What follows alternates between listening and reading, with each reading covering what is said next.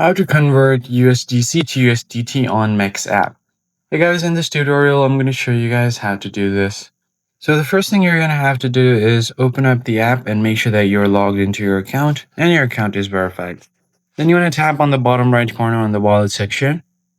Here, you're going to find your spot or the features tab up top. So just go to any one of those tabs and locate your crypto.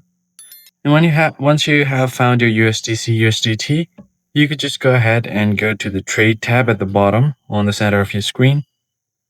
And once you're here, you're going to have to select USDC, USDT from the drop-down menu on the left side of your screen.